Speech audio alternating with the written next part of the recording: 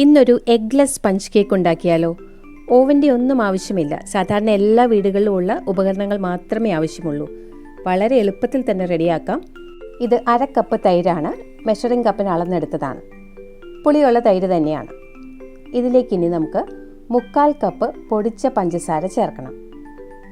നല്ലപോലെ മിക്സിയിലിട്ട് പൊടിക്കണം. ഒട്ടും തരിയുണ്ടാവരുത്. ഇത് നമുക്ക് കുറേശ്ശെയിട്ട് ഈ തൈരിലേക്ക് മിക്സ് ചെയ്ത് കൊടുക്കാം.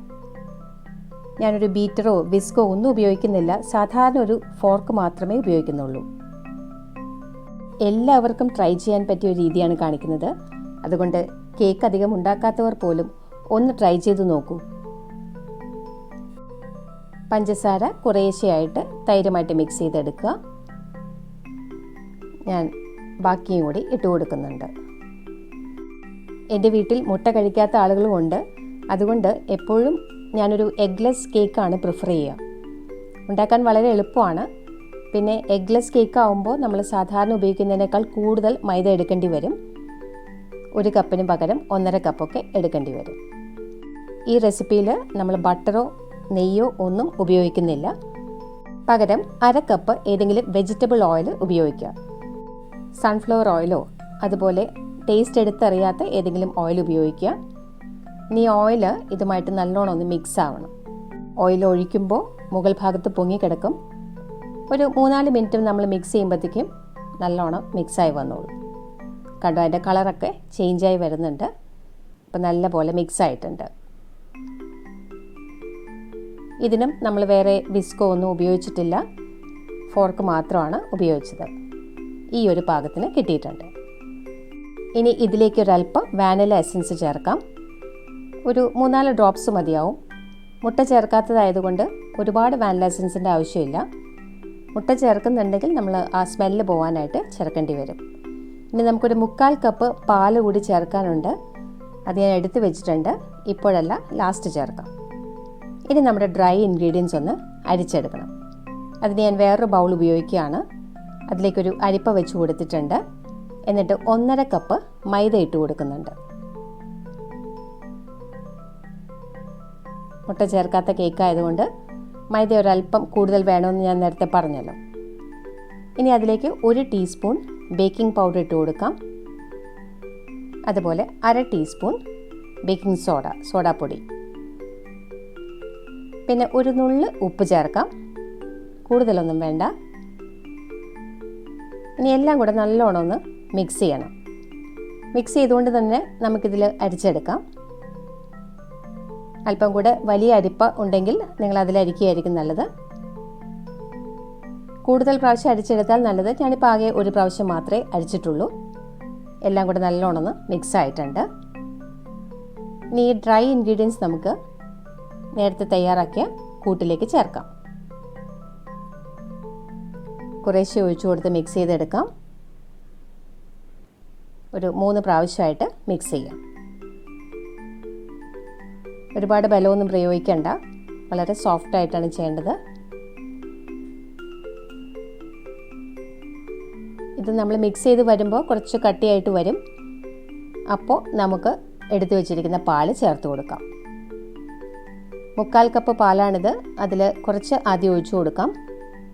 ഒരുമിച്ച് എല്ലാം കൂടി ഒഴിച്ചു കഴിഞ്ഞാൽ മിക്സ് ചെയ്യുമ്പോൾ ബുദ്ധിമുട്ടാവും.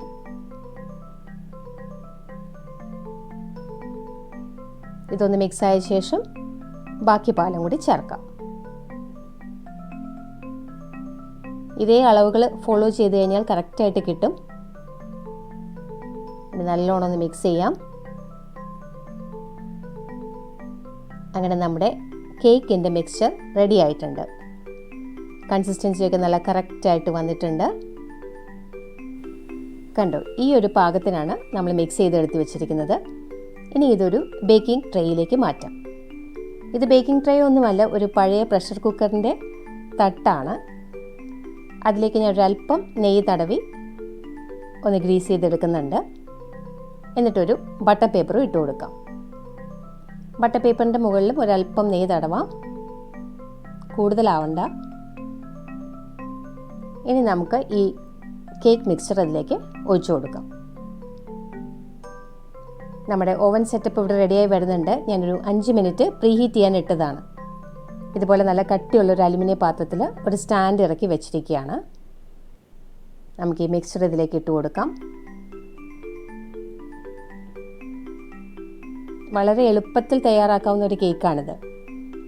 ഒരുപാട് ഇൻഗ്രീഡിയൻസ് ഒന്നും ആവശ്യമില്ല. ഇതൊരു ബേസ് കേക്കായിട്ട് നിങ്ങൾക്ക് വേണമെങ്കിൽ എന്ത് ഡെക്കറേഷൻ ഇതിൽ ചെയ്യാം.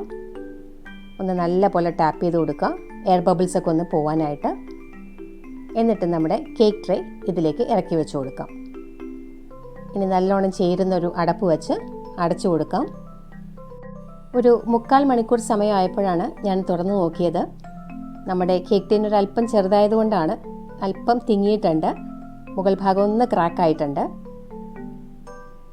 വേവ് ഒരല്പം കുറവുണ്ട്. നടുഭാഗം ഒന്നുകൂടെ വേവാനുണ്ട്. അതുകൊണ്ട് ഒരു 5 മിനിറ്റ് കൂടി വെച്ച ശേഷമാണ് ഞാൻ കേക്ക് എടുത്തത്. ഇപ്പം നല്ല കറക്റ്റായിട്ടുണ്ട്. ഒരല്പം ക്രാക്ക് വീണെങ്കിലും നല്ല പെർഫെക്റ്റായിട്ട് വന്നിട്ടുണ്ട്. നല്ലോണം വെന്തിട്ടുണ്ട്. ഇനി നല്ല പോലെ തണുത്ത ശേഷം നമുക്ക് ഡിമോൾഡ് ചെയ്യാം. എളുപ്പത്തിൽ തന്നെ എടുക്കാൻ പറ്റുന്നുണ്ട്.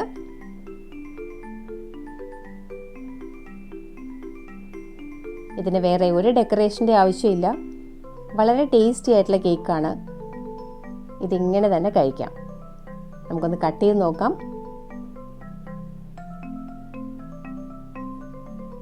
കട്ട് ചെയ്യുമ്പോൾ തന്നെ നല്ല സോഫ്റ്റ് ആണെന്ന് മനസ്സിലാവുന്നുണ്ട്. പൊടിഞ്ഞൊന്നും പോകുന്നുമില്ല.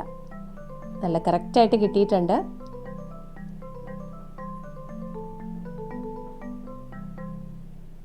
കണ്ടോ, നല്ല സോഫ്റ്റ് ആൻഡ് ഫ്ലഫി ആയിട്ടുള്ള ഒരു സ്പഞ്ച് കേക്കാണ് നമുക്ക് കിട്ടിയിരിക്കുന്നത്. നല്ല ടേസ്റ്റിയുമാണ്. നല്ല പാകത്തിന് മധുരവുമുണ്ട്. എൻ്റെ കയ്യിലുള്ള ലിമിറ്റഡ് ആയിട്ടുള്ള സൗകര്യത്തിൽ ഉണ്ടാക്കിയ ഈ കേക്ക് നിങ്ങൾക്കും ഇഷ്ടമായെന്ന് കരുതുന്നു. Thank you for watching.